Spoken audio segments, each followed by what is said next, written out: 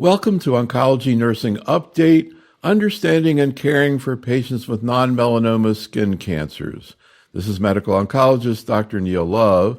I met with Dr. Nikhil I Khushalani from the Moffitt Cancer Center in Tampa, Florida, to discuss this exciting topic. To begin, I asked Dr. Khushalani to provide an overview of non-melanoma skin cancers. Non-melanoma skin cancers actually are exceedingly common, and the two most common ones that we typically see are basal cell carcinoma and cutaneous squamous cell carcinoma. And given their cell of origin within the squamous area of the skin or the keratinocytes, the two of these together are typically called keratinocytic carcinomas. And both of them are typically seen in an older patient population. I think that's very important from a practical standpoint because we have to consider their comorbidities when we start making treatment decisions for these patients. If you simply look at the United States, for example, in terms of our population, we had over 50 million citizens of the U.S. who are greater than 65 years of age back in 2019. And this number continues to rise, which essentially tells us that the incidence for squamous cell carcinoma and basal cell carcinoma will also increase. And again, putting it very simply, 1 in 5 Americans will be diagnosed with a skin cancer in their lifetime. Now, because how common these diseases are, it's almost impossible to put them into a tumor registry like we typically do for other cancers. So we don't have a prospective registry of the number of new cases. So we have to estimate cases based on retrospective data, in other words, like claims databases. And again, just to give you a sense, there were over 5 million cases that were treated back in 2012 based on claims data. And a lot of this is in the Medicare population. So again, very, very common problems. Both of them very strongly related to sunlight and ultraviolet light damage, and typically chronic damage over a period of time rather than the acute damage that we sometimes see more commonly with melanoma. These typically occur more commonly on the head and neck area, as well as sort of the upper shoulders, upper arms, essentially the sun-exposed parts of the body. But important to recognize that the vast majority of them tend to be small, tend to be addressed by the dermatologist or the primary care physician with surgery alone, and the vast majority of them can do very well. In addition to UV radiation, I wanted to point out a couple of other important etiologic factors, including tanning bed use. Immunosuppression is a big one, particularly patients with solid organ transplants and cutaneous squamous cell carcinoma, with the number of transplants, particularly kidney transplants, continuing to go up in the U.S. This disease is 100 times more common in transplant recipients compared to non-transplant recipients. Patients with chronic lymphocytic leukemia or other hematologic malignancies who are immunosuppressed are also at higher risk. And then, of course, you have the rarer environmental ionizing radiation, chemicals, chronic ulcers or chronic inflammation, and then the very rare genetic subtypes that may be related to, for example, xeroderma pigmentosum or epidermolysis bullosa. So we're going to kind of focus on the oncology point of view here, on patients who actually end up making it to an oncology situation, to a cancer center, et cetera. What kinds of, and I want to talk with you a little bit about the interdisciplinary team that is hopefully going to be available to them at tertiary centers for more complicated cases. But what are the kinds of stages of the disease and clinical scenarios that you see in a cancer center in an oncology setting with these cancers? Certainly. Again, we see a large number of these patients here at the Moffitt Cancer Center, and I think we're very fortunate that we have a true multidisciplinary evaluation for these patients. A lot of them who come to me as a medical oncologist tend to either already have what we refer to as locally advanced disease, so they've seen a surgeon prior, or are seeing the surgeon simultaneously, and it's just too extensive for an operation, or maybe at a part of the head and neck area that would be an exquisite anatomic site where surgery would actually leave them with notable morbidity. So they see us simultaneously, and we are also very fortunate to have radiation oncology specifically for cutaneous cancers here on site with Dr. Wathrick as well. So I think the surgeon, the radiation oncologist, and the medical oncologist sort of form the three spokes on the therapeutic side. But what's really important in the management of these patients is nursing teams, our advanced practitioners who see these patients for toxicity assessments during their treatment. And then I think what's also really important is social workers, because many of these patients come to us with such neglected tumors over a period of time that there's undoubtedly some element of psychosocial aspect that had led to neglect of that tumor, whatever that may have been, or even a financial aspect. And so I think involving our social worker as part of that multi-D team is important. And then finally, the dermatologist, because these patients who have one skin cancer have a noticeably higher risk of developing newer skin cancers. So making sure that they have adequate surveillance as time goes by is very important too. So I'd like to hear a little bit more about what the various members of the interdisciplinary team do, particularly the radiation oncologist, but also in terms of whatever surgery or surgeon that might be involved. But can you just, before we get into that, comment a little bit more about this issue of people who present because they've been delayed in seeking care for different reasons? Can you talk about the spectrum of what you see, why people end up getting delayed and have very, very advanced cancers, and how that ties into the way you're going to manage them? I think that's a great question. I think there are a variety of reasons, of course. As I mentioned right in the beginning, these are tumors that typically arise in an elderly population. The average age typically tends to be in the mid-70s for a lot of these patients. And I think in understanding their social aspect is also important, because once these tumors arise, for example, on a very visible area of the head and neck, and they start growing, often that individual may then not want to step outside of the comfort of their home, possibly related to concern of what will other people say about this, or do I have the means to get to the doctor on a regular basis to get this addressed? Or, quite frankly, sometimes it's, oh, no big deal. This is a small area. I'm not that worried about it. I'm already 75. I'm already 78. What is the doctor going to tell me anyway? So I think all of these, and every situation is quite unique. But there is that almost recurring theme that we see is once they start neglecting it, these tumors tend to progress over a period of time. And we tend to see squamous cells obviously have a more rapid kinetics of growth compared to basal cells, but both can be equally disfiguring.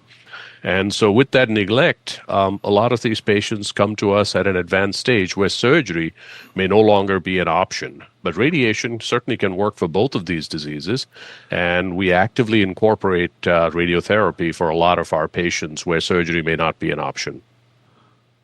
So let's get a little bit more into that. In terms of the surgery, I know dermatologists do a lot of surgery in their offices for the smaller lesions.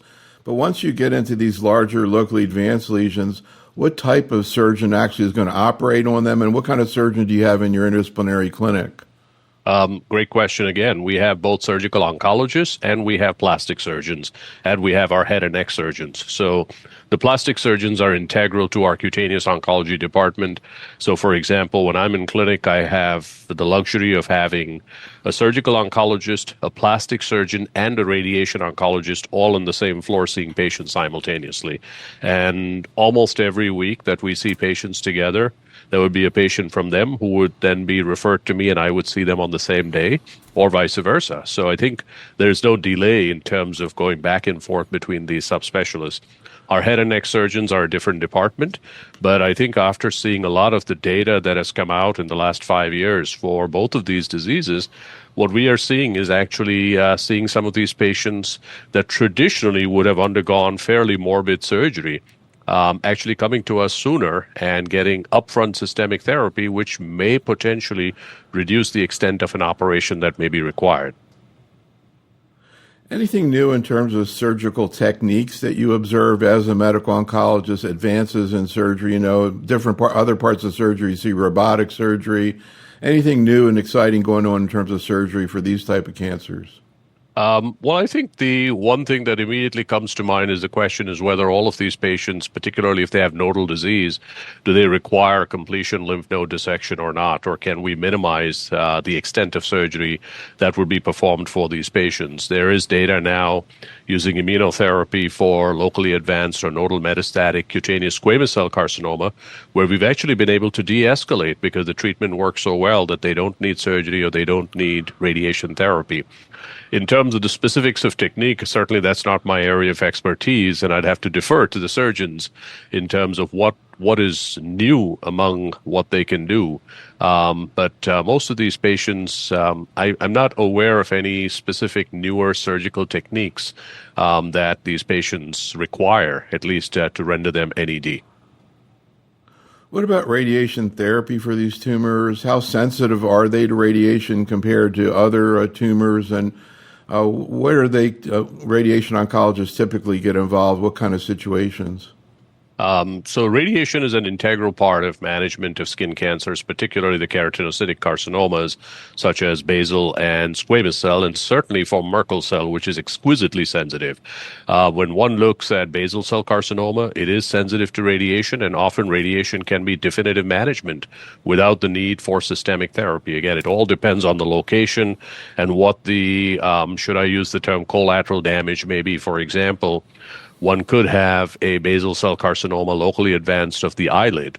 And while it would respond very well to radiotherapy, our radiation oncologists have to take a lot of precautions with, for example, a lead contact lens to prevent radiation to the lens and prevent early cataracts from occurring. So there are a lot of nuances to what they can do, or sometimes even very superficial tumors, but in an exquisite location may benefit from electron beam radiotherapy, which would be better to tolerate. Now, sometimes we would use that in conjunction with systemic therapy, and we've done several of those, particularly when patients have perineural involvement of some of the cranial nerves. And that's important to, optimize local control for those patients. Stereotactic radiation is a critical part. And then I think in cutaneous squamous cell and Merkel cell, postoperative radiation for select high-risk patients in an adjuvant manner becomes very important to optimize local and regional control.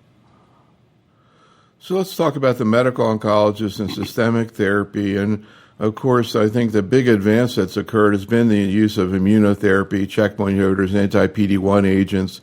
Can you talk about what we've learned in terms of how sensitive these tumors are to this type of therapy and when it's being utilized?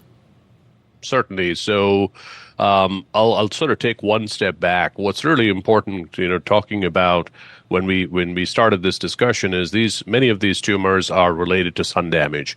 And with UV light damage, there's recurrent damage to the cell DNA and eventually the tumor cell DNA. And that in turn leads to what is referred to as a high tumor mutational burden. And this can now be measured through next generation sequencing.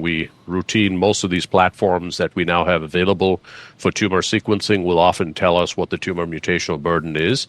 And just from a lay perspective, a high tumor mutational burden typically portends or suggests a higher response rate to immune checkpoint inhibitor therapy, specifically anti-PD-1 therapy.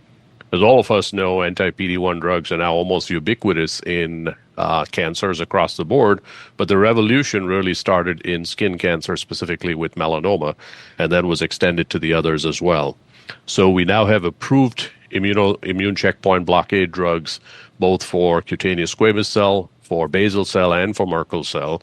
In cutaneous squamous cell, we now have 3 FDA-approved agents for the frontline setting for patients who are not candidates for additional radiation or additional systemic immunotherapy.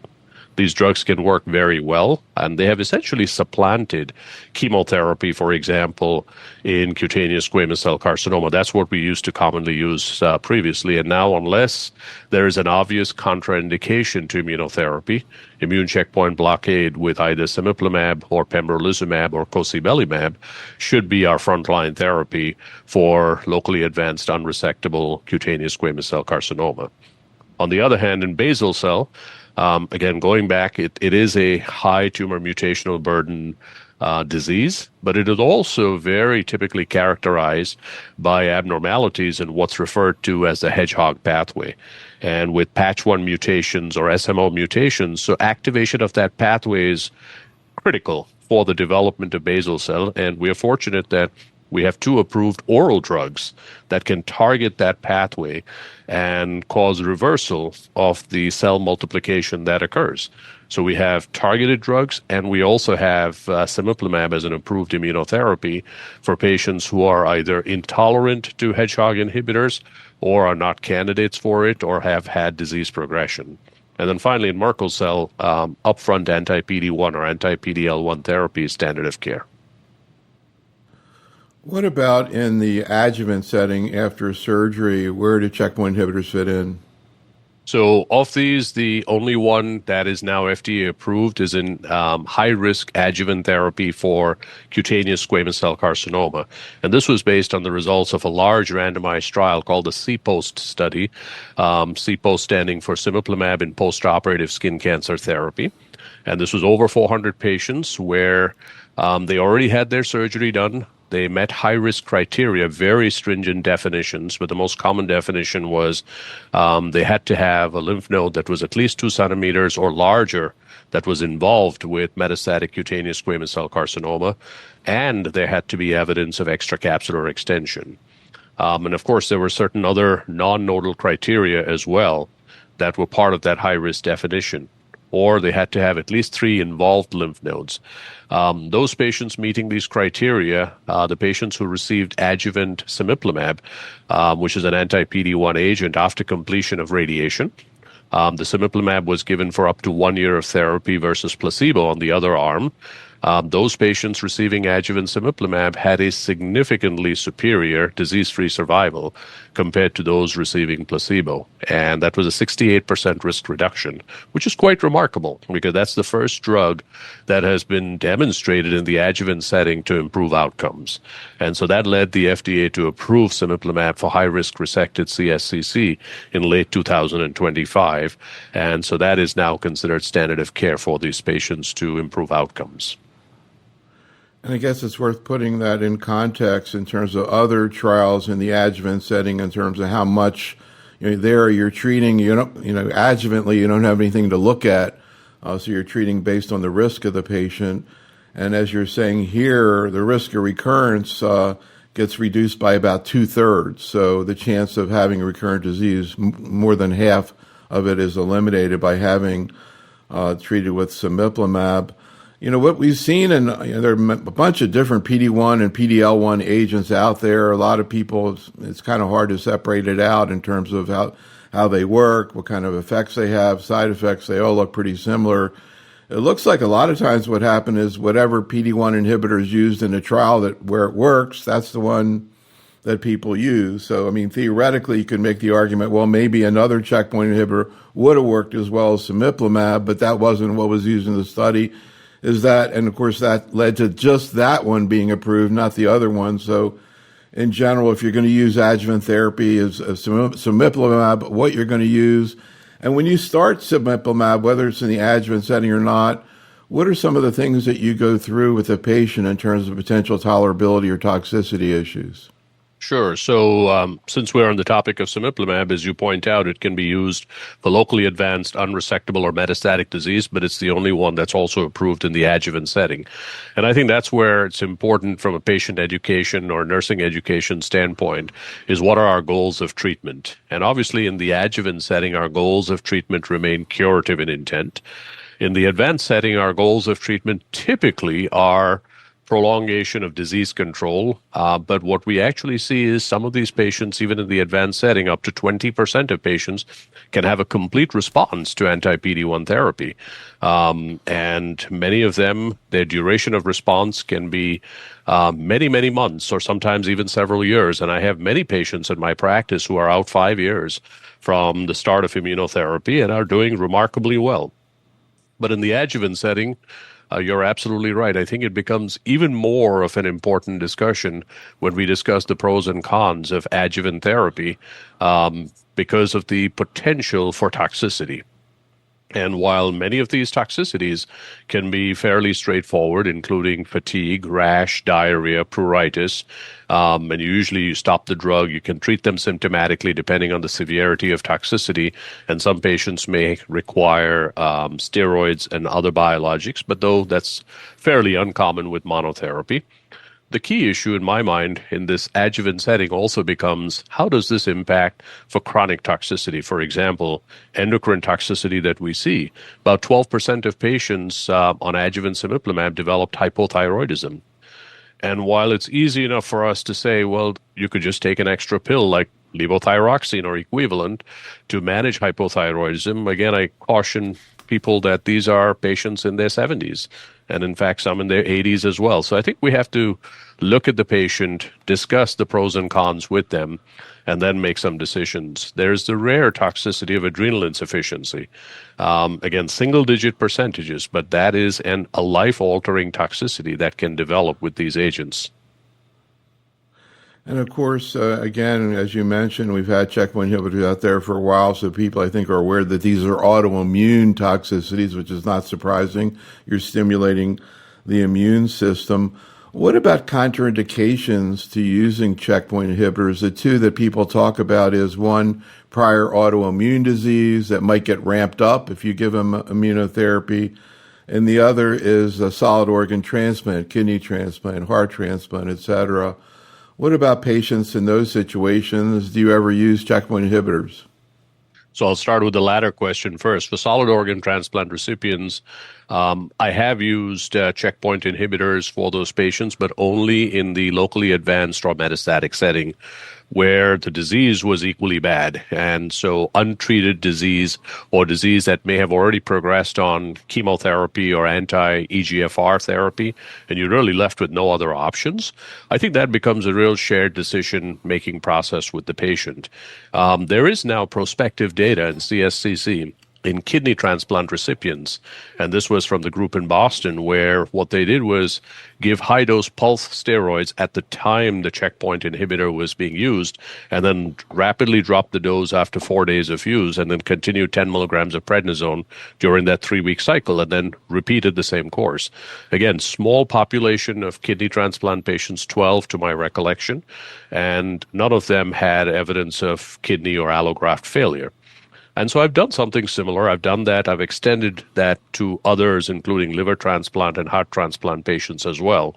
But this really needs to be a shared decision-making because patients have to understand what the true risk is. I think it also calls for very close collaboration with the transplant team. So I will always call the kidney transplant doctor or the heart transplant doctor and make sure that they're comfortable with that, so that if there is any problem, we can immediately rely on their resources to help manage the rejection. In terms of the other question on autoimmunity, we do use these drugs in patients with autoimmune disorders, but I think those are all decided on a case-by-case basis. If one specifically looks at the original eligibility criteria that led to these drugs getting approved, autoimmune disorders that required prior therapy was an automatic exclusion. But since then, we've got real-world data that suggests that, yes, patients can be safely managed. For example, if I have a patient with rheumatoid arthritis or a patient with lupus, as long as they're not getting biologic therapy for those disorders, I am quite comfortable managing them. I think if they've had their last flare or exacerbation of the autoimmune toxicity in the remote past and has been very quiescent, I think we can safely use these disorders. But patient communication becomes important. It has to be two-way, and they have to recognize that as soon as they develop any flare or side effect, they need to call us right away so we can initiate medication. So kind of going back to the way these agents work and how effective checkpoint inhibitors are, one thing I kind of wonder about is what do we know about PD-1 levels in these patients? You mentioned TMB, which is a lot of times is high. In lung cancer, you have people have very high PD-1 levels, and they just use immunotherapy. They don't even use chemotherapy, and some of these people are alive at 5 years, even with metastatic disease. You also have MSI high cancers, for example, MSI colon or rectal cancer. And everybody knows that in rectal cancer. There's just been a study from Memorial where they just use IO in MSI high patients. They didn't even use chemo. Some of these people aren't even going to surgery because these cancers are so sensitive to immunotherapy. Can you explain a little bit more about why these type? And it seems like, again, these non-melanoma skin cancers kind of fit into that category, being very sensitive. What is it about it? Is there a high PD-1 level? Why are they so responsive? Well, I think that's still, I don't think we have one clear explanation for why they tend to be so responsive. We do know that because of the high tumor mutational burden, theoretically, there's a noticeably higher number of neoantigens that occurs, and therefore there's greater potential in, again, very simple terminology for the immune system to recognize these neoantigens once the blockade or the immune checkpoint blockade has been reversed by the utilization of these drugs. The question you ask about PD-1 levels or by immunohistochemistry at the tumor level or even in the tumor microenvironment has been investigated on serial biopsies for these patients, both with basal cell as well as cutaneous squamous cell carcinoma. And what is important is to understand is that while tumors with high PD-1 levels, PD-L1 levels, we call it a composite score as well, by immunohistochemistry, they have a higher likelihood of response, so the response rates are higher. But it's really important to note that even those that are negative for that or low PD-L1, less than 1%, still respond. So I don't use that as a discrimination factor. Even those that are low, we will still offer them anti-PD-1 therapy. And so we routinely don't test it at all in skin cancers because it often does not help us make that decision whether or not to use an immune checkpoint blocker in those patients. As I was mentioning, in lung cancer with high PD-1 levels, you're seeing patients who in the past, had, very limited lifespan, who are getting out to 5 years. People are talking about cure. Now, this is not the majority of patients, but maybe 20-25% of patients. What about a non-melanoma skin cancer, metastatic disease? In general, what's the usual prognosis? What's the likelihood of surviving 5 years? And then what about with checkpoint inhibitors? Is there so-called tail on the curve? Great question. So again, going back to historical data, if one looked at what we did for CSCC in the past with chemotherapy up front or even chemotherapy and EGFR-based inhibition, typically the median survivals for those patients was under 1 year. But when you now look at long-term follow-up data from Empower, which was the trial that led to cemiplimab approval, or from the Keynote study that led to approval of pembrolizumab, we actually have longer-term data for those patients as well. And the duration of response for responding patients comfortably exceeds 18 months or longer, and most of the patients who have experienced a response maintain that response.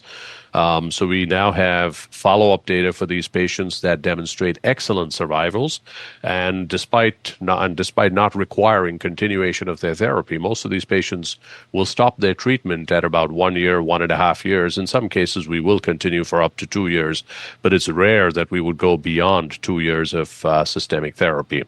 So from our standpoint, these patients, we can, comfortably continue management of these patients, and they can actually go back and lead very, very normal lives. Yeah. Going back to the question that you asked about tail of the curve, a lot of these tails of that curve are fairly flat.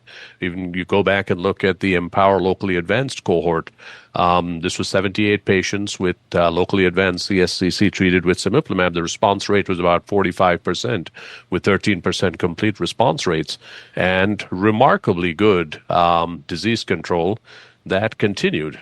And when you combine all three cohorts that were used in the cemiplimab Empower trial, there were two metastatic cohorts, one locally advanced. The median progression-free survival was about 18 months. And this is progression-free survival, with overall survival not even reported for those patients. The vast majority of patients do very well once they respond. Is cure a word you would apply to some of these patients? I think it's hard to say, because I would say durable disease control. That's the way I tend to phrase it for patients. I will tell you that I have started being a little more optimistic about cure in the advanced melanoma setting, where we now have 10-year data for checkpoint inhibition. We haven't reached that yet with cutaneous squamous cell carcinoma. So maybe once we have the 8 to 10-year data for follow-up, I would probably start using that word. Typically, we tended to use it for patients at 5 years, and we have many patients who now meet those criteria. Any correlation between autoimmune toxicity and benefit of treatment? Even people who have more autoimmune problems actually do better in terms of the cancer. Do we know that? I think we know some information on that. It's not been consistent, and it depends on which study you actually look at. The only one that I have consistently seen predictive of benefit is those patients who develop vitiligo on treatment. So when they develop hypopigmented patches on their skin, regardless of which skin cancer we are treating, those are patients that clearly have a higher likelihood that they will achieve a response, potentially even durable. Studies have variably looked at skin rash or diarrhea or other types of immune toxicities. I don't think that there is any definitive conclusion that can be made from that. And I've had patients who've had absolutely no toxicity at all, but done very well with their treatment. What are some of the scenarios where you see serious, potentially life-threatening autoimmune toxicities with IOs, and how often do you see that? Thankfully, first, they're very rare, but the serious ones that we see are myocarditis, or the triple M syndrome, which is myositis, myocarditis, myasthenia gravis, and those are under 1%, typically in the range of about 0.5% of time. But again, high index of suspicion and rapid intervention is what those patients require. And thankfully, we don't see that very common. Those are a little more common if you're using combination immune checkpoint blockade. For example, IPI plus Nivo, like we do in melanoma and other cancers. We don't routinely use IPI-Nivo for patients with keratinocytic carcinomas. It's not an approved indication, but certainly off-label use does occur. The other toxicity that I think is important to mention, particularly that can be very sudden and with major impacts on quality of life, is the development of autoimmune type 1 diabetes. I mean, these patients can actually present very acutely with symptoms of diabetic ketoacidosis and have very labile glycemic control even when you put them on insulin. And it's a major, major life change. Again, thinking about patients who are elderly, now trying to tell them that you have to be on insulin on a regular basis is extraordinarily difficult. So it's not trivial when we talk to them about the possibility of these toxicities. Encephalitis is another one, but again, thankfully quite rare.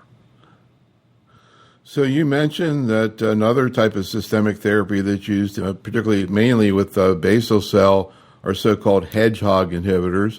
We could probably spend a whole hour just talking about that, but can you just sort of summarize when hedgehog inhibitors are used, how effective they are in these patients, and in particular, what do you see in terms of tolerability issues with these agents? Because that seems to be a significant problem.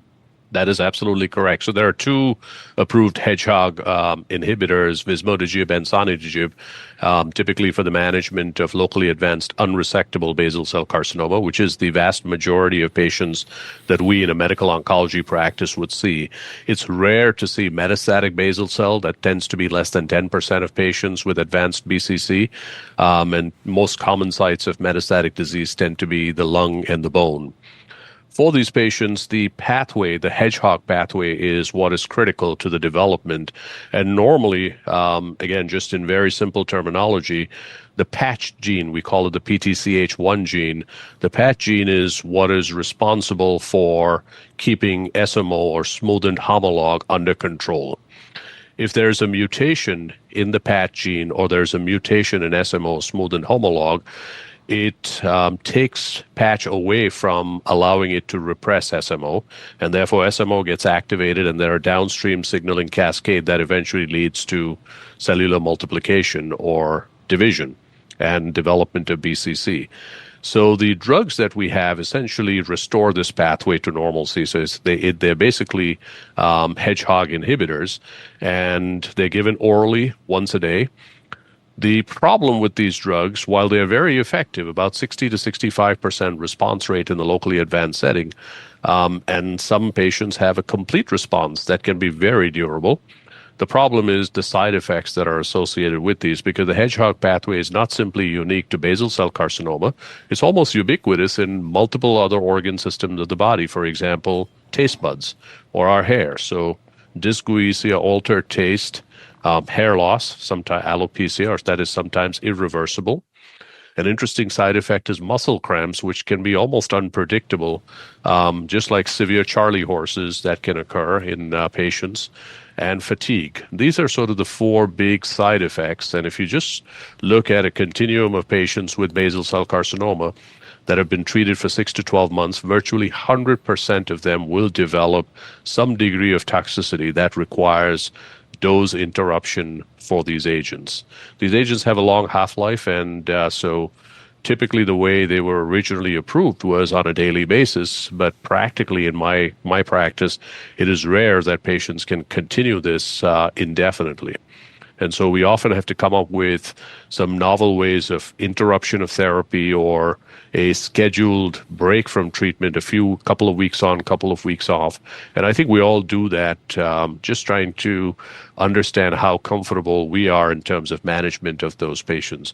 But that is their key limitation, is the side effects that do not allow it to continue indefinitely. Yeah, I've heard stories about people wanting to stop the drug for the holidays so they could eat or eat more happily. But how long does it take from the time you stop the agent? You mentioned it has a long half-life before the symptoms go away. So I think the number one is alopecia may be irreversible. It may come back, but many patients it may be irreversible. The ones that do indeed get better are the altered taste, but that takes anywhere from 3 to 6 weeks to get better, because it essentially requires regeneration of the papillae on the taste buds, essentially, from that standpoint. And so you're absolutely right. I think quality of life is very important. So if I know a patient is doing well on these drugs and wants time off during Thanksgiving and Christmas, by all means, I will give them that time off. And again, that becomes a shared decision with the patient. There are some patients who are very nervous about stopping treatment at all. So we may come up with a more modified schedule, like a week on, a week off. And I think that may allow the patient to continue therapy. Many patients describe what they call a cardboard tasting sensation when they try to eat. So they almost lose that sensation of taste, or they start noticing that food is tasting very salty or on the contrary, very sweet, depending on what has changed in their taste buds. And so the downstream effect of that, unfortunately, is weight loss. And so we often have to, again, counsel patients in terms of supplements, in terms of checking your weight on a weekly basis and making sure they don't go down that pathway. And that's where our nursing teams become really important in helping patients and encouraging patients with their follow-up and all of these simple associate measures to deal with toxicities. How do you integrate checkpoint inhibitors along with these hedgehog inhibitors in the management of patients with basal cell? Like, which comes first, or how do you do that? So the traditional approach has been upfront hedgehog inhibition, unless a patient absolutely said, there is no way I'm going to do that. And I have had some patients who travel, who have to essentially, a lot of what they do is, and their outward appearance, and therefore they cannot take the risk for alopecia because they're working in an environment where appearances are important in interaction with additional professional colleagues. And those are patients that are willing to get immune checkpoint inhibition once every 3 weeks. And I've certainly utilized that in the frontline setting as well. But I would say the typical approach tends to be upfront hedgehog inhibition. And then if patients are intolerant to it or progress, then moving over to cemiplimab as their second line treatment.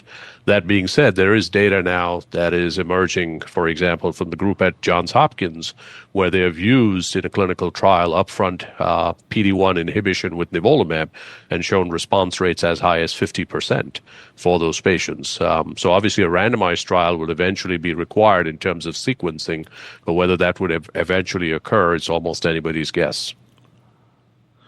So I want to hear a little bit about your cases, but one question first, which is, Where do you see things heading in terms of new developments, new research trials in this setting? Where do you think we'll be in 2 or 3 years? What are some of the things that are being looked at right now in clinical trials? Great question. So I'll deal with that as two separate diseases. If one looks at CSCC, I think certainly trying to see, are there other checkpoint inhibitors, given that this is a disease that is uniquely sensitive to immune checkpoint blockade? Could we combine checkpoint inhibitors, and then could we combine them with anti-EGFR inhibitors?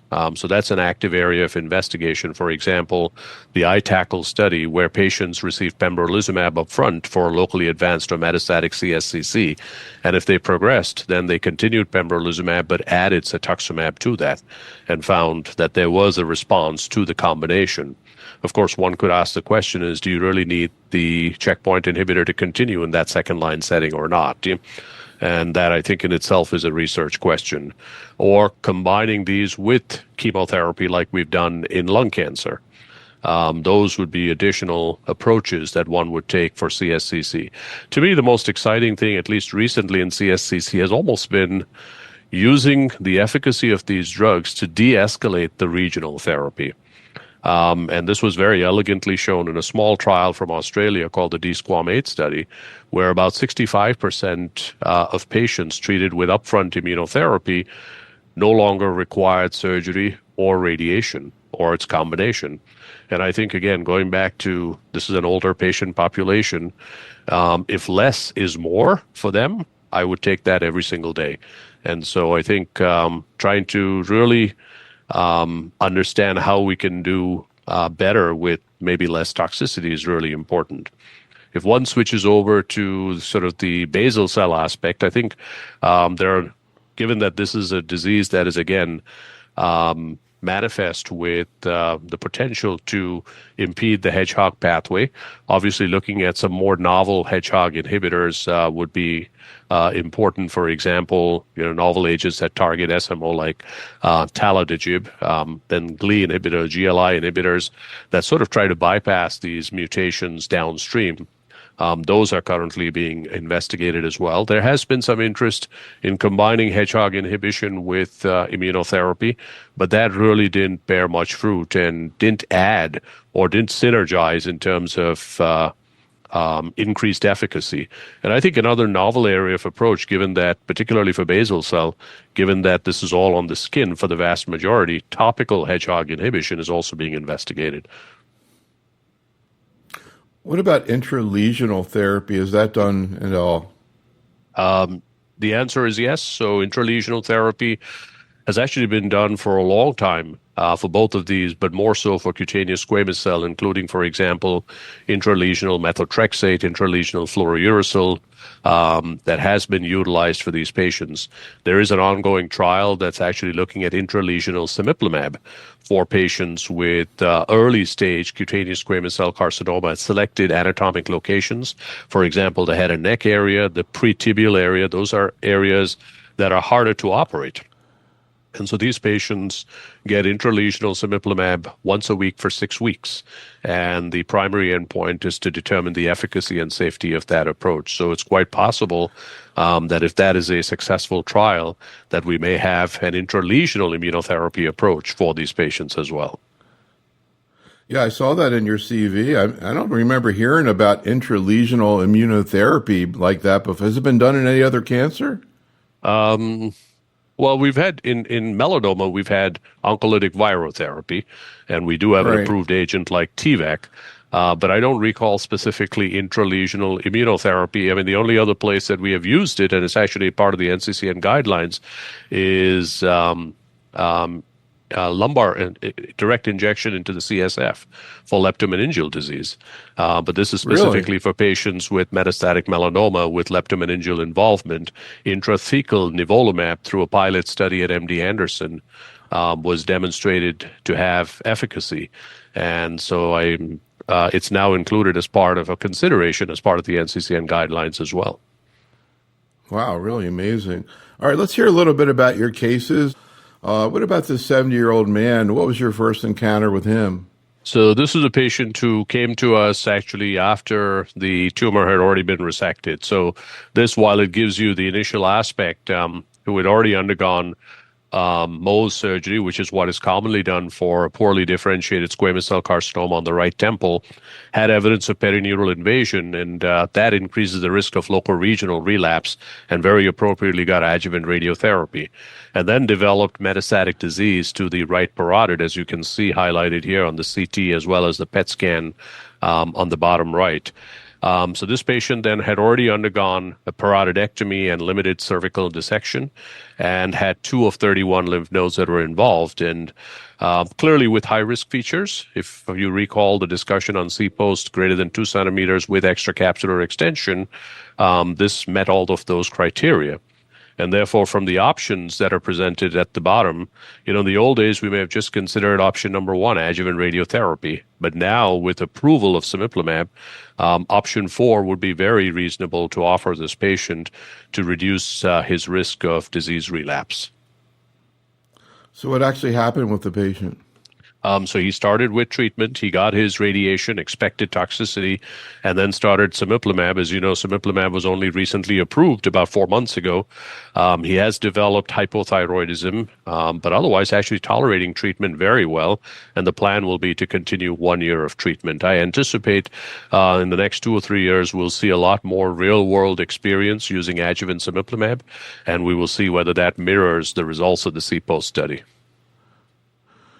In other adjuvant situations, particularly in breast cancer, if patients want it, oncologists will give them a risk of relapse, what the likelihood of relapse is with treatment and without treatment.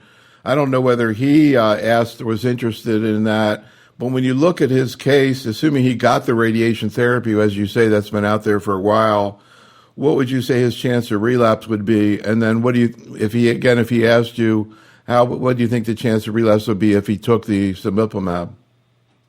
Great question. So I think we don't have great means of clearly telling us what the risk of relapse would be. This is all born out of, I would say, experience and prior literature that's currently available. There are, if one just simply looks at the initial presentation of cutaneous squamous cell carcinoma at the time of primary surgery, there are a variety of risk factors that one takes into account, and the greater the number of risk factors, the higher the likelihood of both local recurrence, nodal mets, distant mets, and disease-specific death. And I tend to call this the 3Ds and perineural invasion. So a larger tumor diameter of 2 centimeters, poorly differentiated histology, deep tumors, the depth is beyond subcutaneous fat, and then invasion of a large caliber nerve. And these progressively, if you have all of these, let's say you had all of these 4 risk factors at the time of initial presentation, the risk of nodal metastases, the 5-year incidence is about 28% for those patients. And this has been shown in a variety of retrospective data reviews. And so they now have several online calculators that one could adopt a personalized risk model for development of poor outcomes in these patients. However, those, again, I caution everyone who utilizes these, this is for the initial presentation. So maybe going back to the time that this patient presented with the tumor on his temple. In this particular situation, after coming to me, I would probably estimate that he probably has about a 30% risk of regional and distant metastases, and potentially cemiplimab may offer the chance of reducing that by about 2/3. So maybe going down to 10%, or really a 20% chance that by taking the drug he's going to avoid relapse, which do you see that people in general want to receive the therapy, or they want to see how much benefit it is? I know a lot of people really love the idea of getting immunotherapy. It's such an attractive strategy. I think in this disease, again, I think it's important to recognize that this is an older population for the most part that we are dealing with. And I think a lot of them are still of the mindset where it's a little bit paternalistic, where they then defer back to you and say, well, what would you recommend? If you tell me I should do it, I'll do it. And I see a lot of that in my advanced skin cancer patients as well. I do tell them, I said, as long as you understand what the risk of side effects are and are willing to do it, we will do this together. This would be a shared journey between you and us. And, we are here to help you through this journey. So I do think that in the right circumstance and right clinical scenario, this is very appropriate. But if the same patient had, say, for example, multiple cardiac comorbidities, had symptomatic congestive heart failure or symptomatic COPD on oxygen, I'm not sure that I would necessarily offer that individual adjuvant therapy. I would discuss it. But then the patient has to understand that some of their underlying disease may, become symptomatic with therapy. These are not trivial drugs. So I see that this man actually had multiple cancers, the scalp, the face, and the neck. What kind of sun exposure had he had during his life, and did he have regrets about not using sunscreen or whatever? I think that the standard line that I hear from a lot of these patients is, well, when we were growing up, there was no sunscreen. When we were growing up, there was mainly baby oil, and we would go outside, and we would be outside all the time. And this was an individual who was native to Florida, so obviously lifetime sun exposure. I'm not sure that any of them necessarily have true regrets, because it was the general sort of thought process. That being said, I think it's so important now to educate our younger generation that this is preventable. These are diseases that you don't want to be dealing with 30 years later. So use sunscreen, use sun protective measures, educate, I think is so, so important, because we know that that could potentially reduce your risk of developing skin cancer. Well, also, I guess, too, to see the dermatologist if you have a problem. Was there any issue here in his history of having delayed coming in? Was he a patient who kind of followed what you asked him to do? He absolutely was. And when he had multiple prior early stage skin cancers, and then he had Mohs surgery for this and was in routine follow-up. And then 18 months later is when he developed nodal metastases that was then appropriately addressed. So one more question in terms of side effects. How challenging was the dry mouth and pruritus after you got him on the antihistamines? Did he feel relatively well? And then when he got the hypothyroidism, was he actually clinically hypothyroid, or you picked it up with blood work? The hypothyroid is almost always picked up with blood work. I mean, we've seen patients with very high serum TSH levels who are completely asymptomatic outside of saying, well, I'm slightly more tired. Dry mouth, I think, is actually, or xerostomia, is an underreported side effect of these drugs. I suspect it occurs because of inflammation of the salivary glands. And even when you go back and look at the original pembrolizumab, nivolumab approvals and their original studies in melanoma, it was rarely reported. But I think we all see it in clinical practice. The pruritus was mild and very easily managed. So let's hear about your 74-year-old man. Sounds pretty interesting. Multiple basal cells, but then he ends up with squamous cell.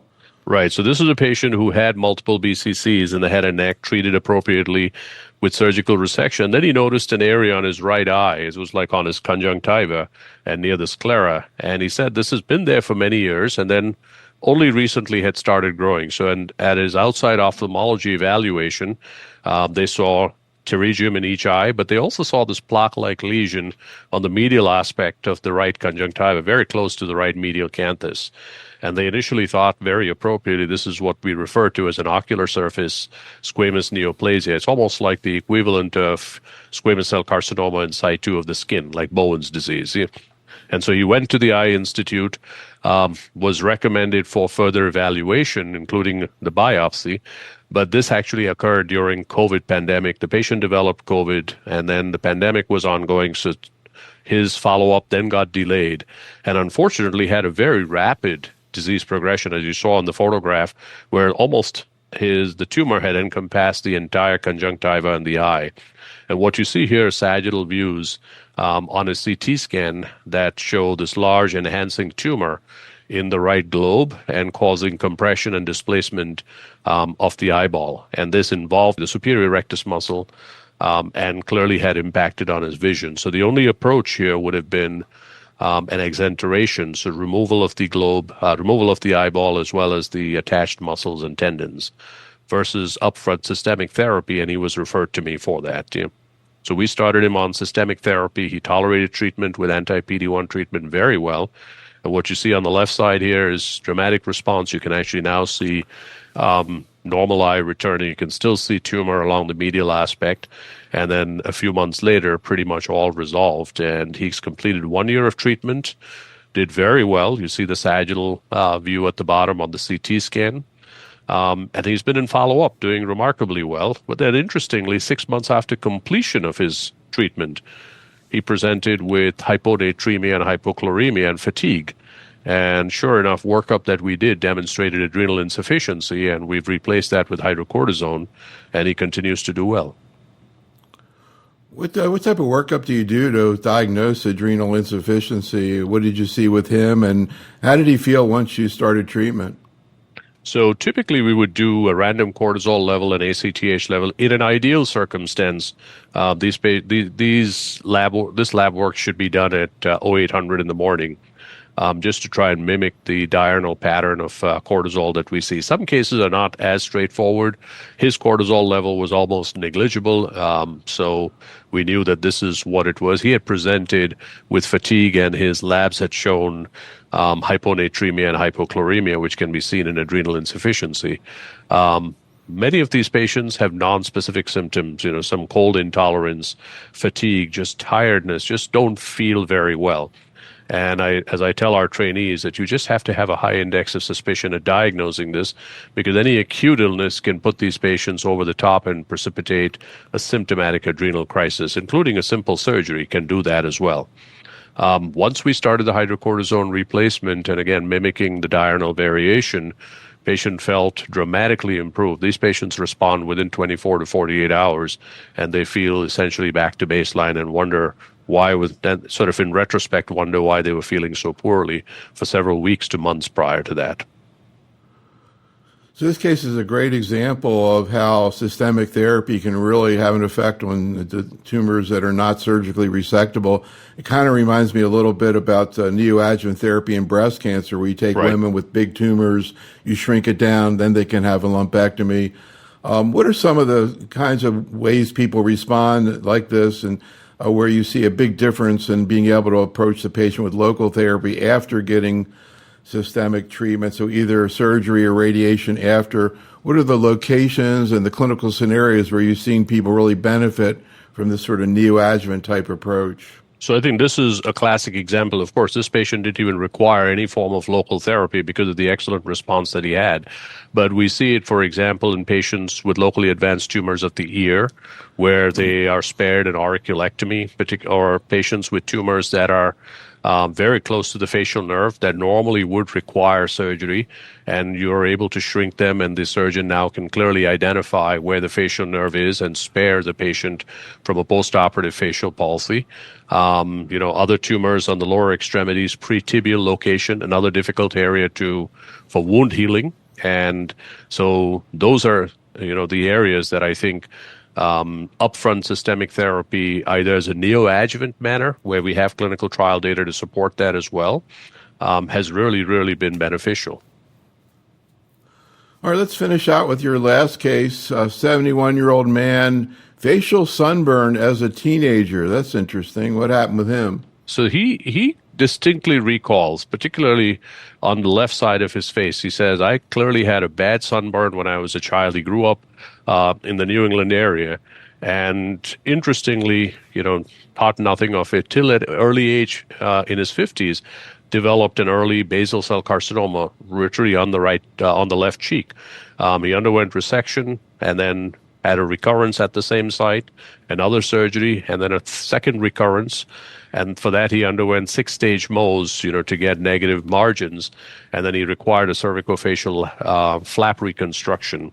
So he did all right from that standpoint. But then 2 years later, interestingly, he developed left axillary adenopathy. And a biopsy showed basal cell carcinoma. And that certainly is a possibility. It's uncommon, but BCC can spread to lymph nodes, lung, and bone. And they compared this to the prior basal cell carcinoma of the cheek, which also had squamous features. And you can see the classic, BER EP4 immunostain, which is the EpCAM antigen staining, which is quite typical for basal cell carcinoma. A PET scan showed the left axillary multiple areas of adenopathy, and so he undergoes radical excision, left axillary nodal dissection. He had a locally advanced tumor there. There was involvement of the serratus anterior and the latissimus. So he then went on to receive adjuvant radiotherapy, again, intent to cure. But then he developed a recurrence again in the axilla because he clearly had high-risk disease with almost infiltrating tumor that had been seen previously. And interestingly, he also had a very slowly growing right middle lung lesion. And that was also resected, turned out to be a focus of metastatic basal cell carcinoma. Again, did well. And then a very slowly enlarging left axillary soft tissue mass. Initially, in the first 4 to 6 months, this was thought to be post-operative changes from radiation and the prior surgery. But as it continued to grow larger, it was clearly that this was tumor. It was biopsied, confirmed to be recurrent disease. That's when he started oral vismodegib, 150 milligrams a day. And as we discussed earlier, this patient developed all of the typical toxicities that you see with hedgehog inhibition requiring interruption or dose modification. He had a nice partial response that lasted for almost 3 years, so he was better than the typical median. Time to progression on vismodegib is about 18 to 24 months. See? And then started developing increasing numbness in the left hands and fingers and plus pain in the axilla. And you can see he clearly has fairly large local recurrence. And so given his progression on vismodegib, I started him on cemiplimab. That was the approved agent, or that is the approved agent. And what you see here serially is at 3 months and then 9 months of cemiplimab, and the bottom left is at 12 months. He's had a very, very nice partial response to treatment. Another patient with dry mouth and arthritis. The arthritis has been a little bit problematic for him, so has required low-dose prednisone now plus hydroxychloroquine. And he's been on cemiplimab now for a little over a year and so far doing well. Can you talk a little bit more about the arthritis? What joints were involved? Were they actually swollen and red? And have you seen this before with IOs? We do. It's among I would say, the top 5 common toxicities that we see. And in fact, at least in my clinical practice, I think it's probably one of the more difficult ones to manage, particularly as it lingers on, even long after stopping therapy. And we often will need to seek out a good rheumatologist to assist us with management. So in this particular case, his joints were primarily the shoulders, the hips and knees. He did have a little bit of discomfort in the wrist, but not as much. But it was mainly the large joints that were affected. And they respond very dramatically to steroids. But the minute you start trying to taper the steroids down, the symptoms start to recur again. So with the arthritis, I tend to be much slower in my taper. And if it starts recurring, then I often will try a steroid-sparing agent such as hydroxychloroquine, or in selected cases, escalation to other biologic therapy as well. And he had no history at all of arthritis? No, not of the autoimmune variant. Very interesting. So we've kind of about come to the end of our discussion here. Anything else you want to add that we haven't, comments you want to make that we haven't gotten into, you want to add to what we've said today? Sure. No, I think it's important to recognize that immunotherapy is here to stay for skin cancer, for non-melanoma skin cancers. And it really has, I would say, reshaped the paradigms of management. We're certainly using it in earlier stage disease. We're using it preoperative. We're using it postoperative to reduce the risk of recurrence.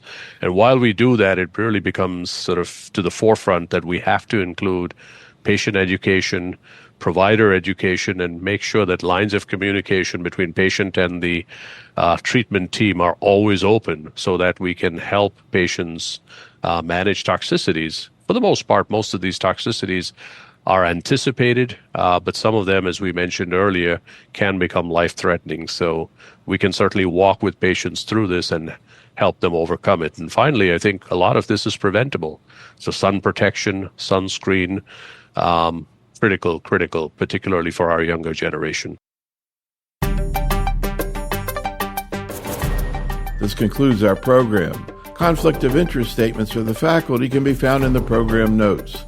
During the program, the use of agents and treatments that are not approved may have been discussed, so please check out the package inserts for more. Special thanks to Dr. Khushalani, and thank you for tuning in. This is Dr. Neil Love for Oncology Nursing Update, understanding and caring for patients with non-melanoma skin cancers.